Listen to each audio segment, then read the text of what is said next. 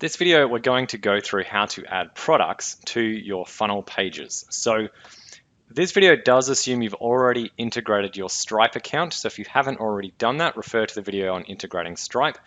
Having done that, we're going to now create a page for our product. So what we're going to do is we're going to use the clone step feature. So if you have an existing page that you want to model off, you can actually clone that step to create a new step, or in other words, a new page. So we're going to use this advanced page builder demo step, and we're going to clone that step here with this button down here on the bottom right, which gives us this clone page. And you'll notice this automatically loads to edit the page we just cloned.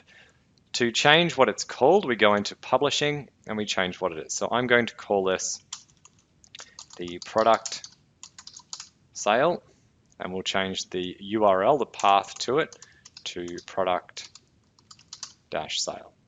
And when we update the step, you'll see this will reflect over here on the left as well. And then we're going to, before we actually add a product to the page, we're going to edit the page so it can actually handle a product. So we're going to go into the page editor and make some adjustments here and show you again just a bit more about using the page builder. So in this case, we're going to add in an order form here on the right-hand side, right?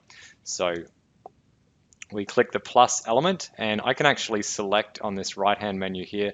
I just want to see the order elements, which gives me the two-step order form. So I can click on that, and you can see it drops the order form in here. But you'll notice how this is not a very great layout now because this form is so long. So there's a few things we're going to change here. First, we're going to adjust what details we're taking with this order form. And in this case, for example, we're not actually requiring a shipping address. And I'll show you how you edit this to change the size and then how this works. So we click on the little settings icons for the two-step order form, and we see all the details here on the left. Okay, so you can change a number of options here. And in the advanced area, you have even more customization. And this level is where we can actually change what is required. So in this case, we're not taking a shipping, we're just taking information. So we're going to say your information, and you'll see that changes automatically on the right-hand side of the screen in the heading over here. Your information,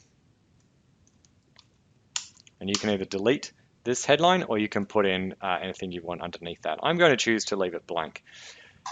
Company name you can leave on or off. We're actually going to hide that from this, and you can see this makes the field shorter already.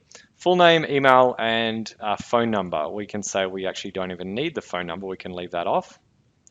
And show shipping. So if you were shipping a physical item, you would need this area, and you can customize all these how you want it to be, or you can actually turn it off. And you can see now my two-step order form is actually quite short on step one. So this one here, go to step two. You can change this to say something else. You can say next step, and you can add in, click to continue if you wanted to, or you could leave that blank. All right, and then you can have a footer text area as well. Right, so you can see I've made some adjustments to the order form here. You can, of course, keep a lot of that information. In this case, we've actually gotten rid of most of it. Now, we're going to now go into step two. Before we do that, I'm going to save the changes I've made. Okay, and let's have a look at how step two of the order form looks. All right, and this is where we're actually taking the payment information. So we're going to change this to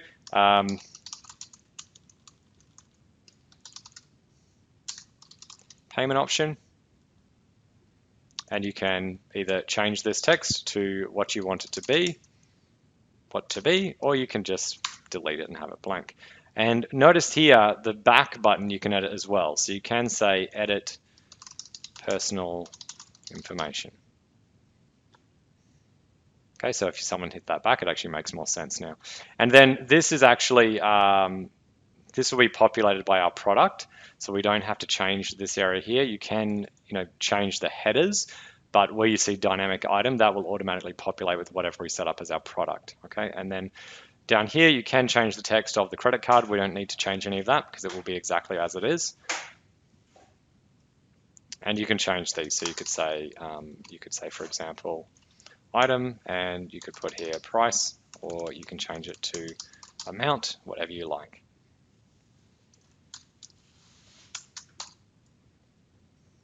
Okay, and once again, you can customize the button to whatever you want it to be. So you could have it to be submit, or you could put it back to exactly what it was.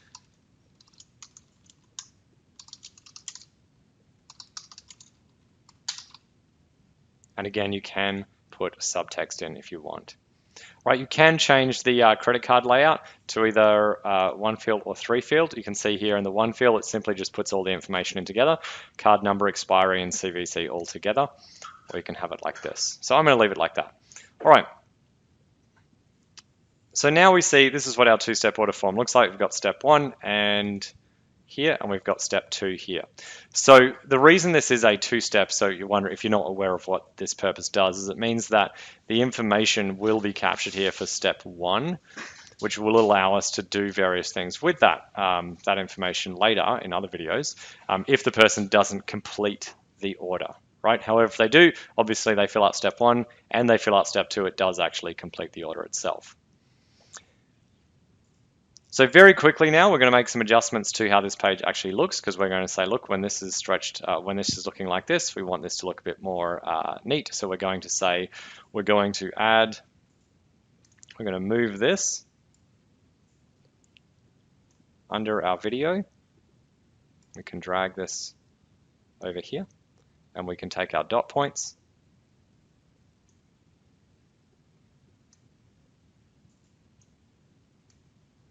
We can drag these over here.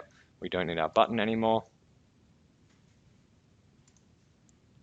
We can change the settings of this by going into the general and putting more space above it. Padding just here. Okay, and we can do the same with this.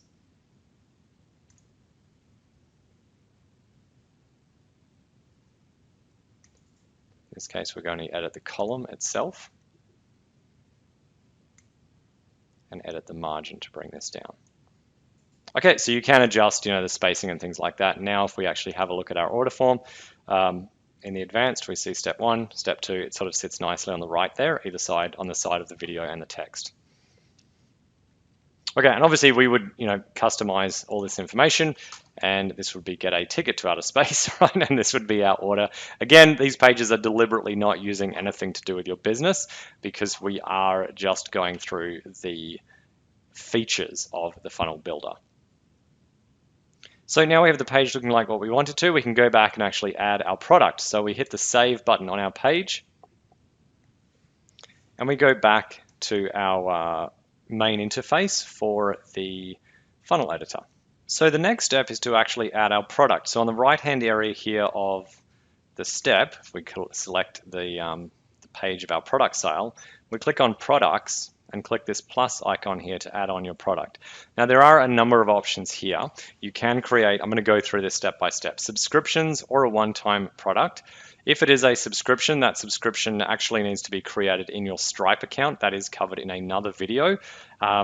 This video here, we're going to use the other option, which is a one-time payment. So it's a one-time fee or one-time investment for whatever the product is. So you call your product here, and we're going to say this is our demo product. You would actually call it the name of your product, and you put in the price of the product here. We're going to say this is $2,000, and we select our currency here.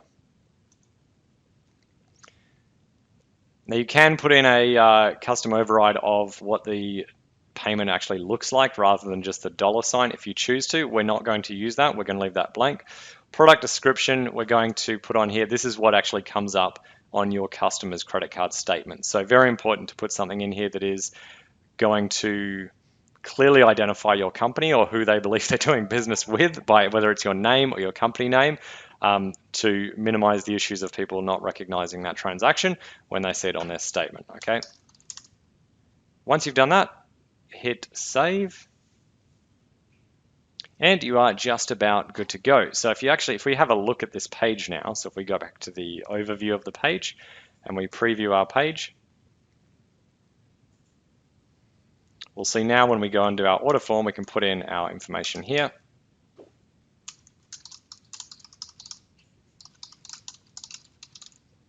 And when we click to the next step, we'll see that we can actually put in our credit number, and you can see the name of the product here, and you can see the price here as well. And we'd simply put in our information here. Once we have entered the credit card information here, this will highlight the button complete order, and we can actually complete the order.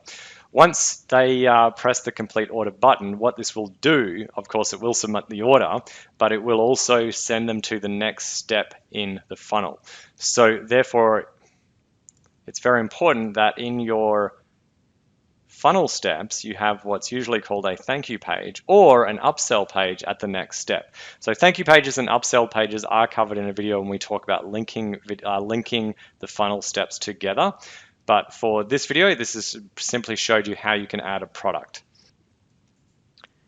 And the last step I will show you as part of this video is what subsequent actions your platform will take when someone actually orders that item, right? So they will get moved to the next page in the step, whether that's an upsell or a thank you page. But the way that you control what happens in the back end is in the triggers area. So we go into our triggers and we add a new rule, and we call this our product order trigger.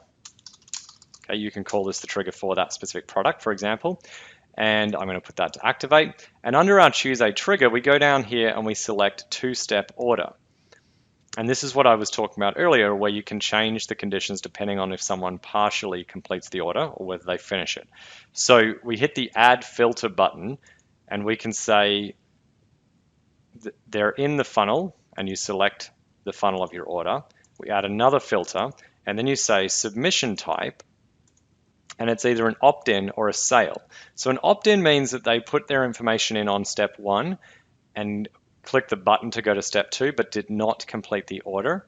So you can have a set of actions for that, which might be a follow-up email or text message if you did take the phone number, for example, sending them back to the sale page, or looking, maybe setting a task for someone on the team to actually follow up with them personally. It depends on what you want to do, but all the normal actions associated with triggers, you can add these in over here.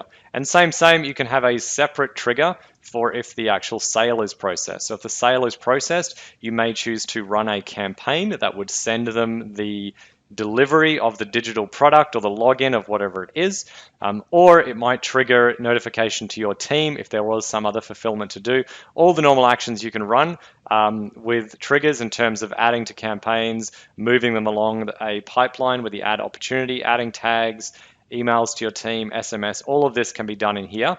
And it's a very important step, because otherwise once someone makes the order, then nothing actually happens for you other than the fact that the money goes into your Stripe account.